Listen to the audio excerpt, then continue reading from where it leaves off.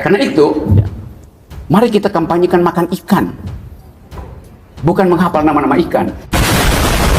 Apa ini? Hidup bagaimana nih? Seluruh pemenang Nobel dalam 20 tahun terakhir ini tidak lagi bicara tentang akumulasi, tapi tentang distribusi, tentang kesejahteraan, welfare. Dan itu yang kita baca di semua jurnal internasional. Apa ini? Hidup bagaimana nih? Di dalam hukum hereditas, pewarisan, kecerdasan itu diwariskan oleh ibu kepada anaknya. Jadi ibu selalu mewariskan kecerdasan. Mengapa begitu? Hanya melalui rahim ibu generasi diteruskan. Hanya melalui air susu ibu kecerdasan diaktifkan. Apa ini? Hidup bagaimana nih? Saya mulai dengan hal yang sangat spesifik diterangkan tadi oleh Bro Has, yaitu kehidupan kita yang di satu pihak diatur oleh hukum negara, hukum publik, di pihak lain diasuh oleh hukum adat. Itu ide yang bagus tuh. Diatur oleh hukum negara tetapi diasuh oleh hukum adat. Jadi hal itu yang membuat kita merasa bahwa kita sebetulnya adalah makhluk budaya, bukan sekedar warga negara.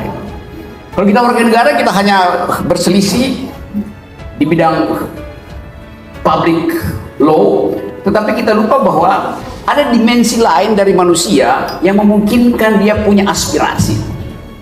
Jadi kalau hukum negara membatalkan hak masyarakat adat untuk beraspirasi, maka negara itu tidak paham tentang watak kebudayaan bangsa ini. Itu intinya. Jadi kalau tadi diterangkan bahwa siapapun yang menebang satu pohon, dia akan didenda 1 kerbau dan 45 juta rupiah. Bayangkan berapa banyak denda yang harus dibayar oleh Pak Jokowi kalau menebang pohon di Kalimantan.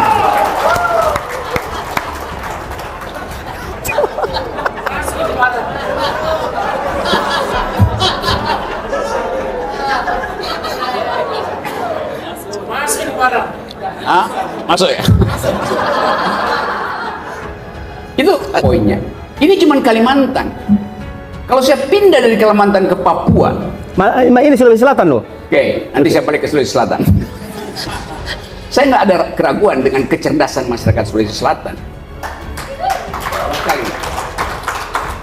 Waktu universitas ini masih bernama IKIP, ibu saya belajar di sini. Wow. Dan Anda tahu, di dalam hukum hereditas, pewarisan, kecerdasan itu diwariskan oleh ibu kepada anaknya. Jadi ibu selalu mewariskan kecerdasan. Mengapa begitu? Hanya melalui rahim ibu generasi diteruskan. Hanya melalui air susu ibu kecerdasan diaktifkan. Jadi kita ditumbuhkan untuk menjadi manusia oleh seorang perempuan. Itu dasarnya kenapa kita menyebutkan ibu bumi, Mother Earth. Karena dari situ kita tumbuh itu. Laki-laki tentu punya sumbangan, yaitu menyemprotkan sperma. Tapi setelah itu selesai. Dia nggak mungkin memberi protein susu pada si bayi. Dia nggak mungkin mengetahui kecemasan si bayi. Ibu tahu kecemasan si bayi. Tanpa seorang psikolog, ibu tahu. Suhu bayi dan suhu ibu itu mirip. Kalau bayinya masih di dalam rahim, tidak perlu ada USG. Karena suhu bayi pasti sama dengan suhu ibu. Detak jantung bayi pasti sama dengan detak jantung ibu. Tapi teknologi kemudian mengintervensi rahim ibu, sehingga seolah-olah kalau nggak ada ginekolog di situ, atau nggak ada ahli radiologi, nggak mampu untuk mendeteksi pergerakan bayi. Padahal dalam hukum adat kita tahu bahwa ibu melahirkan secara natural. Jadi saya cuma mau mengembalikan itu pada bagian yang diprovokasi dengan bagus oleh Sairin Siteput tadi. Itu tentang adab, tentang budaya. Saya balik tadi bahwa saya nggak ada keraguan dengan kecerdasan masyarakat Sulawesi Selatan. Karena itu, mari kita kampanyekan makan ikan, bukan menghafal nama-nama ikan.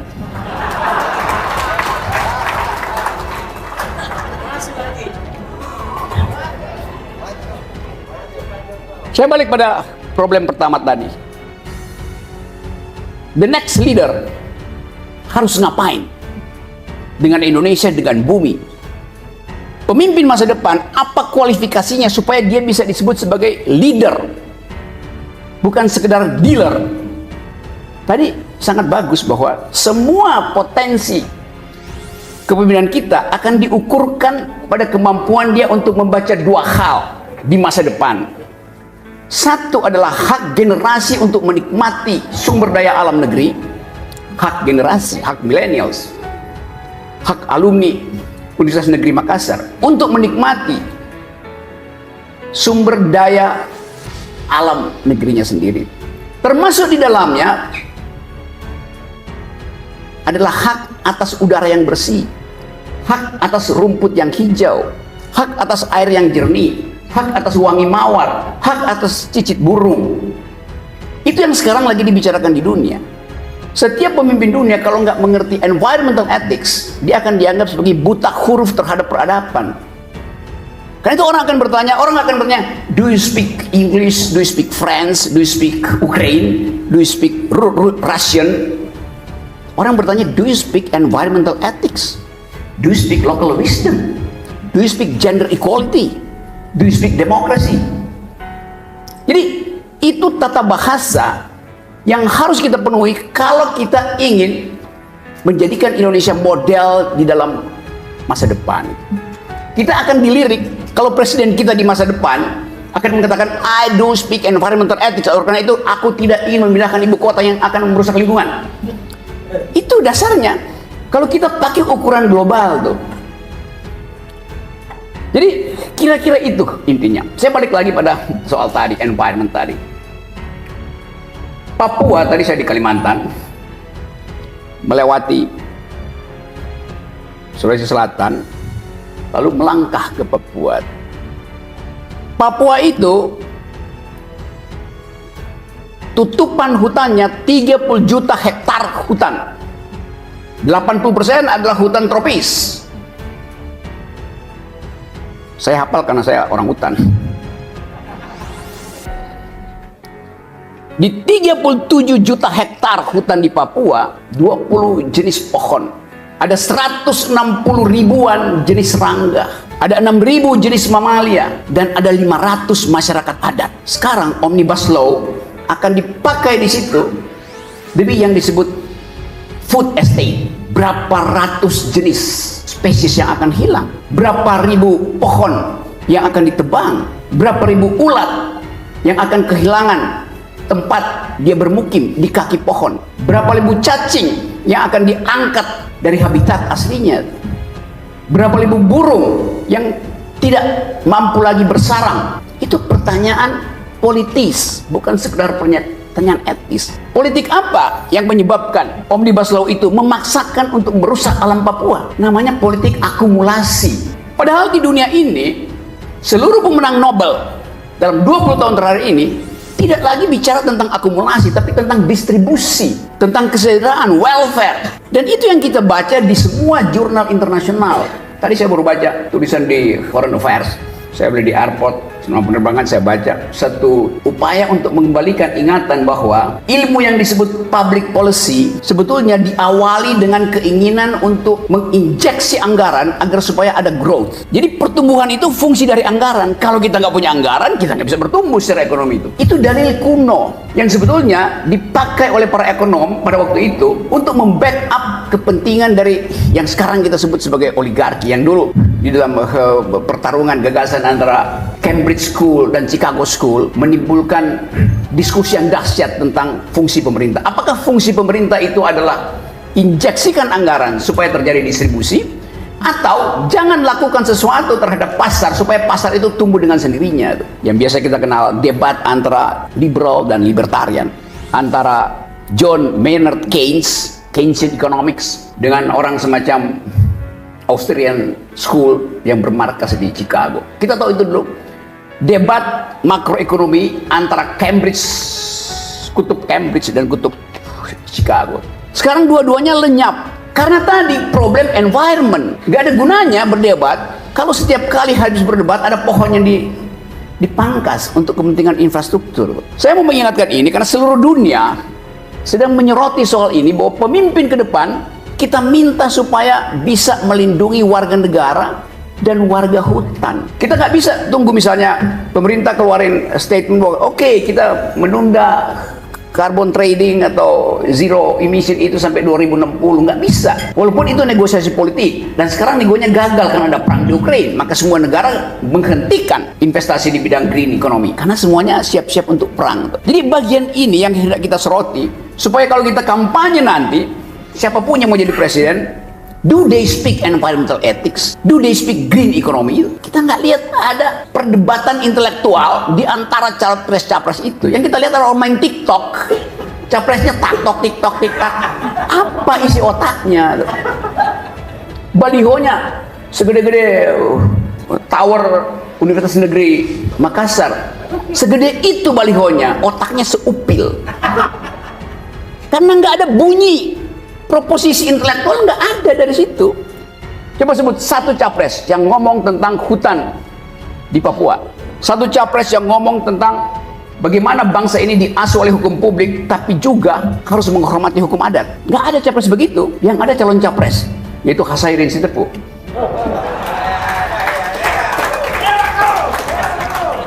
Jadi Anda bayangkan, seseorang yang uangnya banyak datang ke Radar Bogor, diuji perspektifnya, buta huruf dia tentang apa yang disebut kebudayaan, apa yang disebut hukum adat. Bagaimana kita mau pilih orang yang nggak tahu hukum adat, padahal dia harus memimpin masyarakat adat di Indonesia yang ratusan ribu komunitasnya. Nah, saya mau ganggu teman-teman di sini sebagai the community of thought, komunitas yang berpikir, yang kelebihan protein karena makan ikan. Itu yang kita ingin bicarakan malam ini. Kita langsungkan pembicaraan hari ini supaya ada suara intelektual diucapkan di tengah gegap gempita, suara yang menginginkan koalisi ini, koalisi itu, yang nggak ada isinya itu. Karena dia transaksi demi apa? Mengapa terjadi koalisi, transaksi? Karena nggak ada kompetisi bebas untuk menghasilkan pemimpin. Dikunci dengan teori 20% itu. Karena itu kita ingin nolkan itu, bukan nolkan, nihilkan itu. Supaya ada kompetisi itu. Sekarang orang yang buta huruf terhadap environment bisa jadi presiden. Lalu millennials bilang, ngapain kita pilih seseorang yang nggak ngerti masa depan kita? Masa depan millennials ada environment. Jadi saudara-saudara, bagian-bagian ini yang kita bayangkan ke depan akan diisi oleh pemikiran kritis dari kalangan alumni, mahasiswa, dosen, profesor, supaya ada pembicaraan diucapkan dari kampus ini. Kalau saya bandingkan sekarang, apa riset yang sedang digandrungi oleh dunia hari ini? Satu, riset tentang human genome, tentang DNA manusia. Riset yang dibiayai oleh Bank Dunia dari awal tahun 2000 dan sudah selesai sebetulnya. Sehingga kita punya peta DNA manusia. Saya bisa tahu, saya datang dari semak-semak di Bulukumba atau semak-semak di Afrika. Bisa dites DNA saya tuh. Nenek moyang saya dari mana asal usulnya tuh. Cara berpikir saya disebabkan karena kebiasaan saya makan apa itu. Peta DNA udah selesai. Kita bisa tahu. Cari aja penyebab DNA-nya. Nggak usah menyebutkan kelompok tertentu. Kan ada ilmu pengetahuan untuk tahu. Kebiasaan orang berbohong, bukan orang. Kebiasaan seseorang berbohong. Dan bohongnya sampai ke Rusia.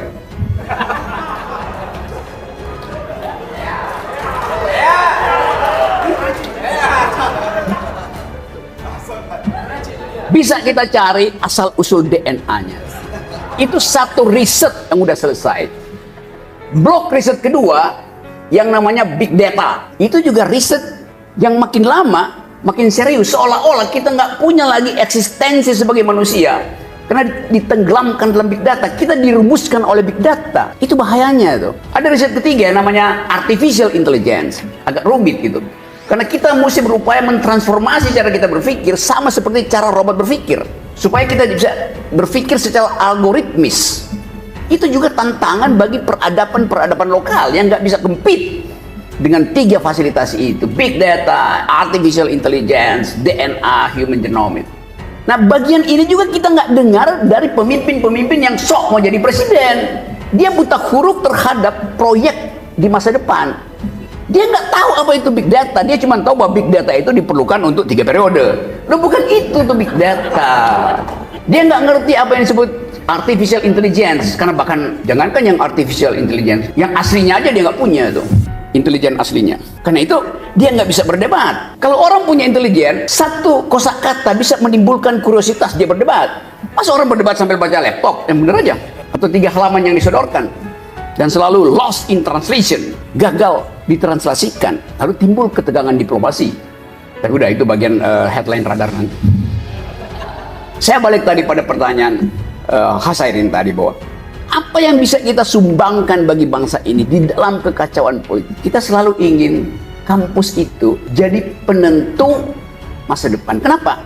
Karena hanya dengan perdebatan intelektual konsep bisa dibersihkan. Nggak mungkin kita berdebat kalau panggung yang disediakan panggung dangdut. Ngapain berdebat di panggung dangdut? Ini panggung politik, panggung intelektual, panggung konseptual. Dari sini kita uji calon-calon presiden. Dan jadikan universitas negeri. Ya, salah satu diuji di sini. Harusnya diuji di kampus. Ya, bukan salah satu. Pertama-tama, siapa yang mau jadi calon presiden? Datang ke UNM.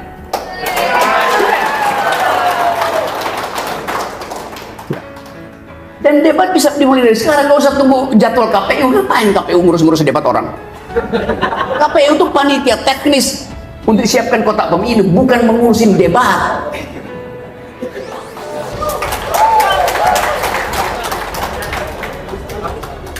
Ada orang KPU nggak sini? Nah, saya ingin supaya tradisi ini dibuka tuh. Di Amerika, seorang calon presiden pertama kali debatnya tuh di universitas. Biasanya di lapangan basket, ngobrol dia terus ditanya. Dihajar di situ. Jadi kenapa orang takut? Kenapa capres-capres itu takut masuk kampus? Karena dia nggak sanggup untuk berhadapan dengan metodologi. Padahal semua argumen harus diuji dengan basis metodologi itu. Jadi saya gembira setiap kali saya ada di sini, setiap kali saya bertemu dengan kampus, ada cahaya yang hendak dihidupkan dari kampus, yaitu cahaya pikiran. Saya kira segitu dulu. Kalau saya bicara lama-lama nanti dianggap saya lagi nyapres.